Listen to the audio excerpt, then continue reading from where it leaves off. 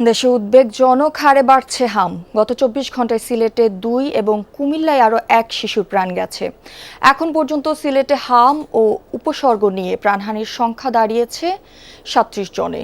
গত ২৪ ঘন্টায় জেলার বিভিন্ন হাসপাতালে নতুন রোগী ভর্তি হয়েছে ৭৩ জন।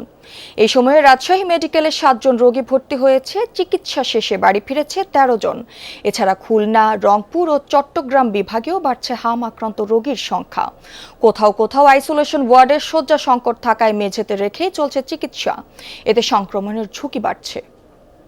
হাম পরিস্থিতির খবর জানাতে সিলেট থেকে যুক্ত হচ্ছেন আমাদের সহকর্মী নাবিল হোসেন। সিলেটে প্রায় প্রতিদিনই কোনো না কোনো শিশুর মৃত্যুর খবর পাওয়া যাচ্ছে। এই ব্যাপারে চিকিৎসকরা কি বলছেন জানাবেন। আপনি ঠিকই বলেছেন, প্রতিদিনই সকাল হয় আমাদের ফুলের মতো শিশুদের ঝরে যাওয়া অর্থাৎ তাদের মৃত্যুর খবর দিয়ে, এবং আজও আমরা সেটি দেখেছি যে ২ জন শিশু হামের উপসর্গ নিয়ে মারা গেছেন এবং দুজনেরই বয়স ১ বছরের কম। এবং এখন পর্যন্ত যেই ৩৭ শিশুর মৃত্যুর খবর আমরা জানতে পেরেছি, তাদের অর্থাৎ ৯০% বয়স আসলে ১ বছরের কম। এবং এই যে শিশুদের এই সেই মৃত্যুর হারটা কমে আসা, সেটি আসলে নির্ভর করছে সংক্রমণের হার কত দ্রুত কমে আসবে। এখন পর্যন্ত আসলে সংক্রমণ কমে আসার কোনো চিহ্ন আমাদের চোখে পড়ছে না, কারণ হাসপাতালে এখনও রোগীর চাপ রয়েছে এবং এখনও হাসপাতালে চিকিৎসক, নার্স বা হাসপাতাল প্রশাসনকে রোগী সামাল দিতে হিমশিম খেতে হচ্ছে। এবং আরেকটি বিষয় বলে রাখি, এই যে